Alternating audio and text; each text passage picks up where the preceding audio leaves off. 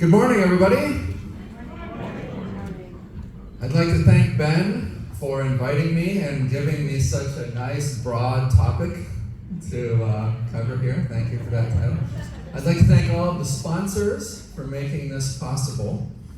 I'd like to thank all of you for coming and for your time, which is definitely the most valuable commodity in this room today. And I'd also like to thank a very special person who's here, Leslie Allen Combs over there, a legend in the consciousness studies space, and one of my dear mentors in my dissertation chair from many, many years ago. So it's a true honor to have you here. It's great to see you.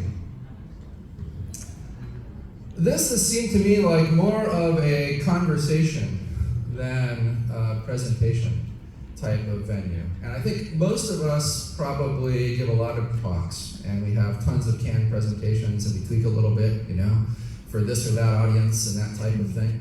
I'm not going to do that today, so there's no slides. I've just basically made some notes off of what I heard yesterday and even this morning, and I'd like to maybe just have a little conversation across time, sort of an asynchronous conversation today around some of this. Now, if you don't know what we do, we basically research the highest forms of human well-being. So the average person, and by that I mean the vast majority of humanity, is basically caught in an old genetic trap. And that trap just simply relates principally to the survival of the organism. And so really, so much of what we do in our behavior and all of that comes down to just simply survival. We cover it over with all kinds of other things, right? But at its core, that's really what it is. And even to the point where there's a loop in the brain where at a certain interval, it just checks to make sure that everything is okay, right? Ceiling isn't falling down, a tiger isn't ripping my arm off, a gunman isn't running, you're not coming at me with lit torches saying, enough, get this guy off the stage, nothing like that, right? Yet. So, that actually creates a bit of a dilemma that is really a fundamental problem for humanity. And that dilemma is what that loop is actually saying all the time, or at least at a certain pretty, quick interval, something is not right in this moment. So it gives all of humanity basically this sense that something right now is not right. Now, some of us cover over that much better than others, but the upshot of it is that it really sort of grounds our psychology in things like fear and worry and concern and stuff like that. And from that, we get ultimately the ego and all of the negative things that people want to attribute to the ego. I can't help but notice that at the end of every year on Facebook, there's all kinds of posts from my friends that are talking about how horrible civilization is and how terrible life is and how this was just another horrible year and we don't want the next year. What can we do to make the next year better or whatever, right?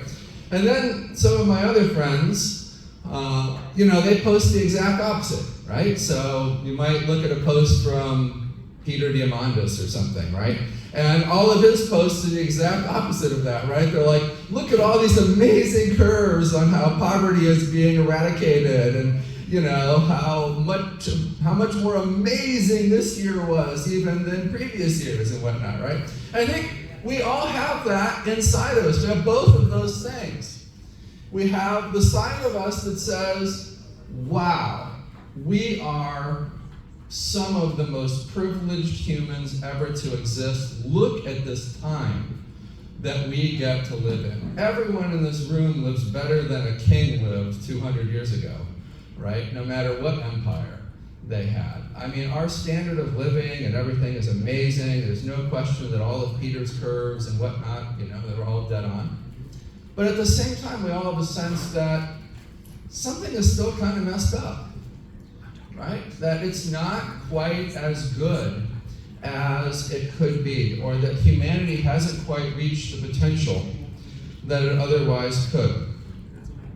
So 20 years ago, we began a research project to look at the highest forms of human well-being, and I did that very selfishly because I basically wanted that for myself.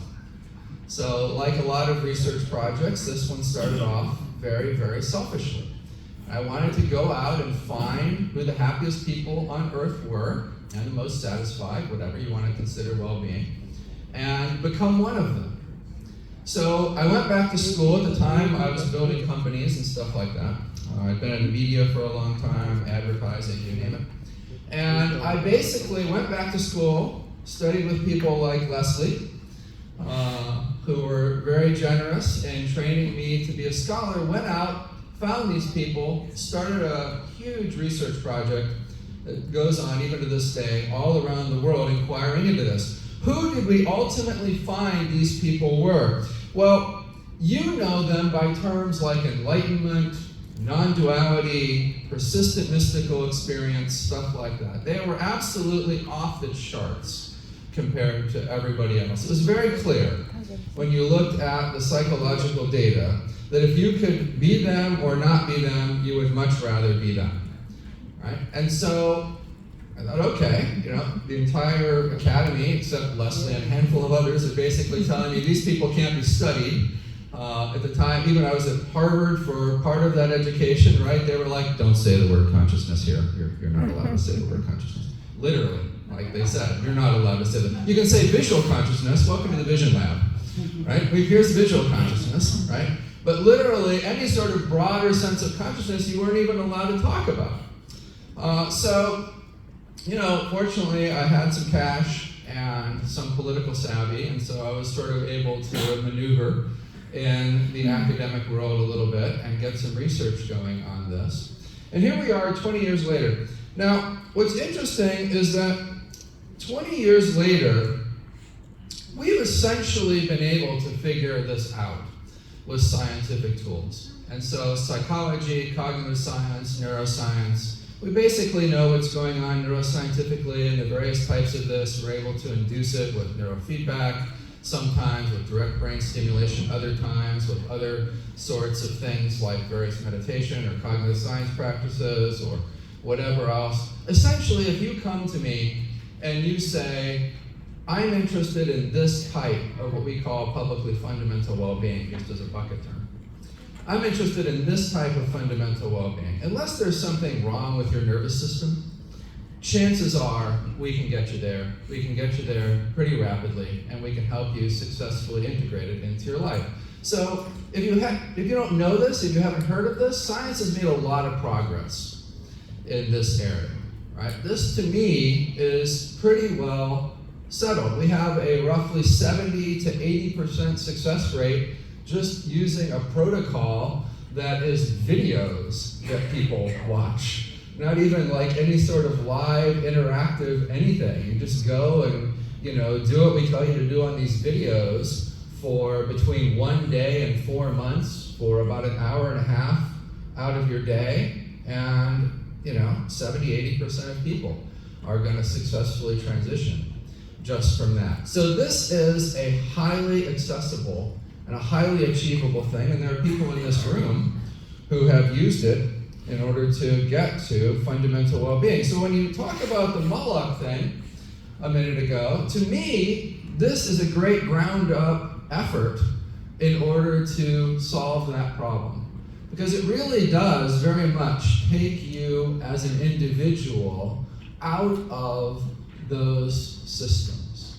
It eliminates a lot of the psychological hooks that they require. The last couple of days, I was with someone who was sort of a major real estate developer, and he was trying to convince me to help him get somewhere in fundamental well-being, and which requires me spending time with him, and all of that. For those of you that know me, I'm almost impossible to get a hold of normally, and so that's not a trivial thing for him to try to convince me of, right? And he was like just trying everything he knew how to do. We're the world's great deal makers, really. And finally, at the end of our time together, he's getting ready to go on the plane, and he looks at me and he's like, you know, I've tried every trick in the book with you, and nothing seems to stick.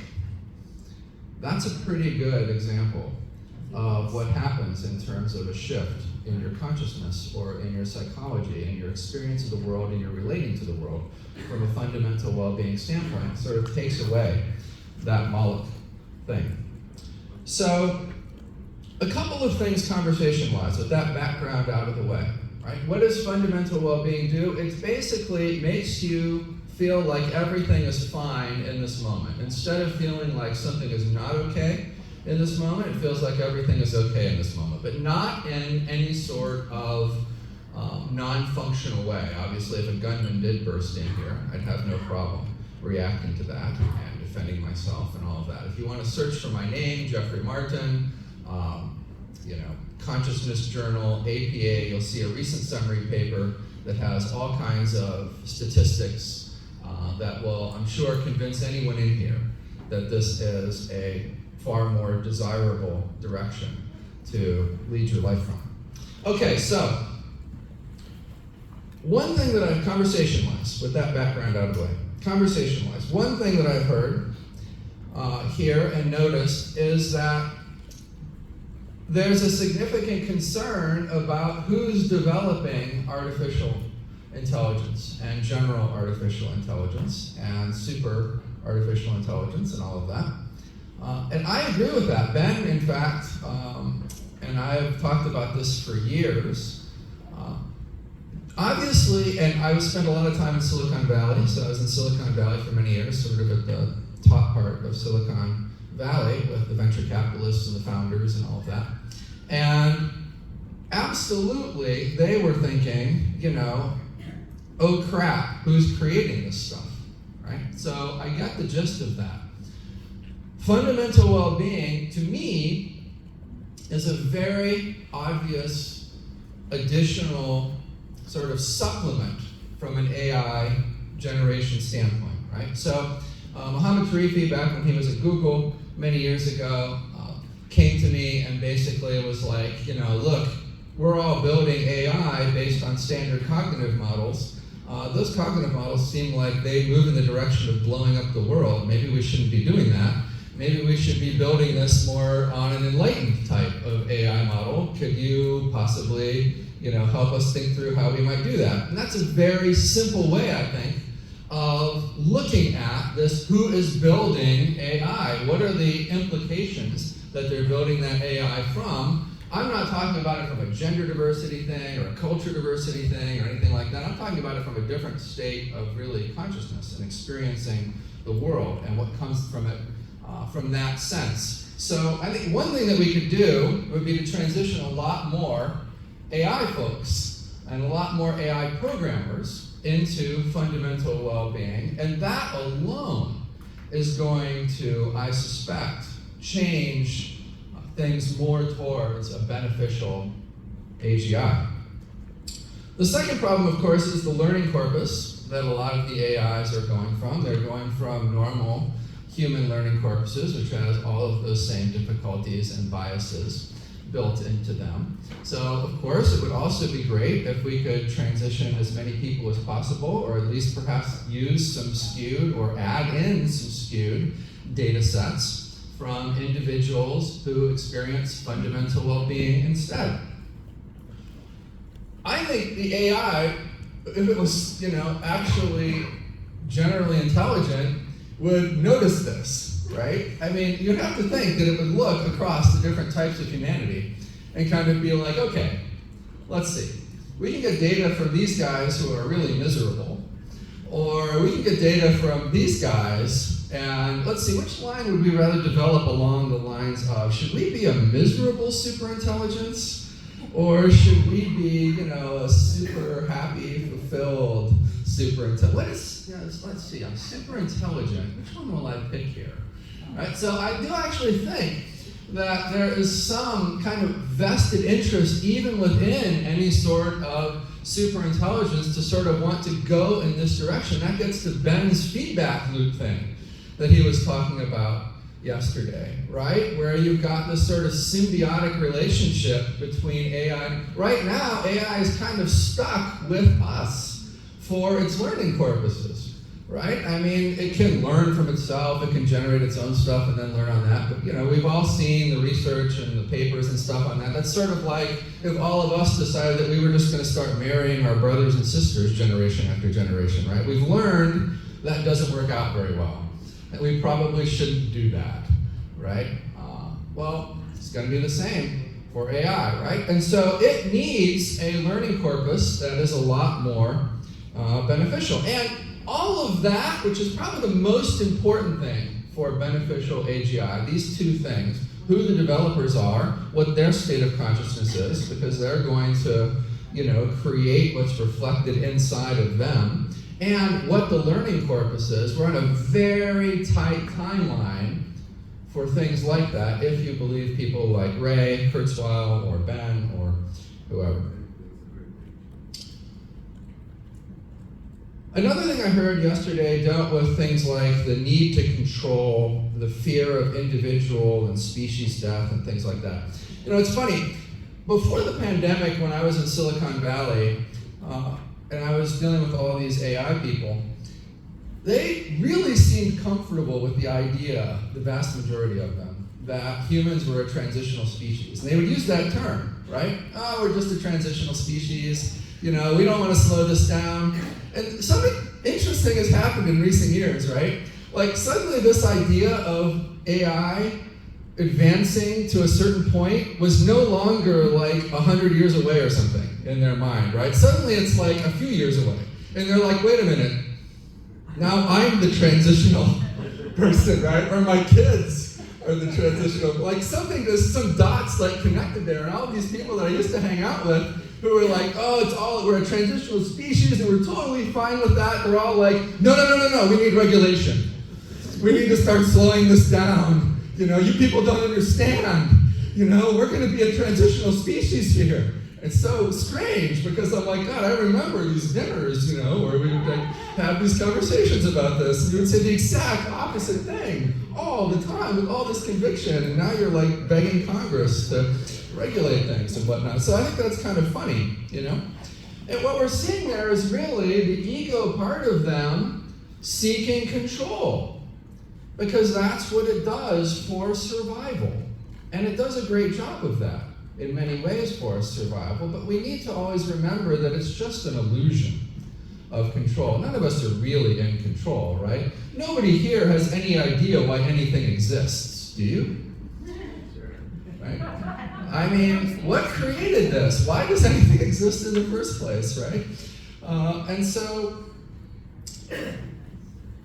one thing that fundamental well-being does very well is it removes the need for control. It allows you to come into much closer contact with actual reality. And you can't help but notice that there is no control. That a rock could fall from space right now and wipe us all out. Any number of things could happen that you're all excluding from your mind as possibilities. We just had a virus almost ravage the planet. Who was really thinking about that aside from the occasional Bill Gates or something like that before that, right? So one nice thing about fundamental well-being is that it takes away the need for a sense of control. It takes away an existential thing. It takes away thanatos, fear of death, concerns of death, things like that. It, again, doesn't make you non-functional. I do all kinds of stuff all around the world. My wealth has probably gone up by 2,000 or 3,000 times since I've been in fundamental well-being. It's not like I've gone to the cave or whatever else, right? It's an amazing place to live life from. But you don't live it from fear. You don't live it with a false sense of control, and you don't live from a fear of death or a sense of separation, things like that. And those have a profound impact on you. One last one is the substrate. Ben and I have talked for years about the importance of, the difference between a biological substrate and a non-biological substrate. And of course, you go far enough with, AGI, and it could have its own biological substrate if it needs that. But there are some interesting things about a biological substrate. So some of these involve mystical type things, right?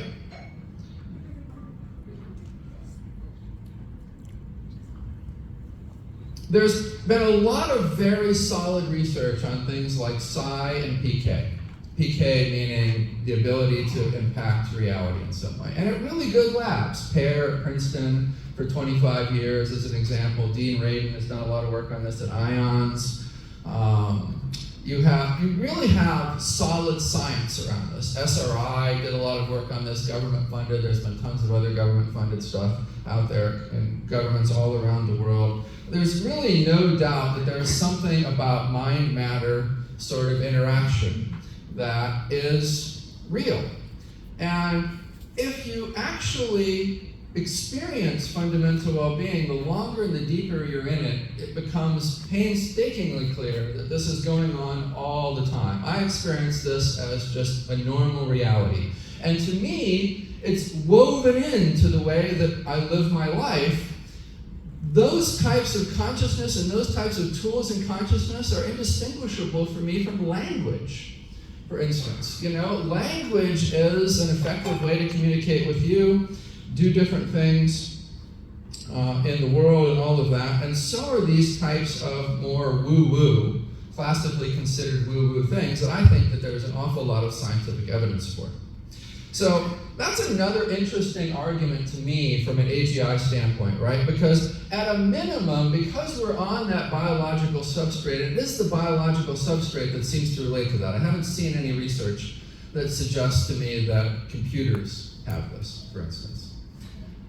That, I think, is an advantage that humans have over AI. And it could be a special advantage of us for a long time that eliminates some of the concerns that we need to have around AGI and the impacts that AGI could have on humanity. Julia was talking yesterday about the Hanson robotic experiment with Sophia and how there was this one subject who had this profound sense of love, and it actually impacted the robot. Sophia, everybody in here I'm sure is familiar with Sophia. It basically made Sophia not stop and cut off a meditation session, among other things, right? There was clearly a profound observation that she made as a scientist that in that moment there was a shift in consciousness that she could feel, that she could observe as a social scientist, as a neuroscientist, and it impacted that robot. So I think that that could be something that AI finds beneficial in us, could also find it to be a threat in us, make it want to wipe us out, right? But I don't think so. I think something like that could be something that it finds beneficial in us, just as a final sort of closing outlier. I'm out of time. But thanks so much.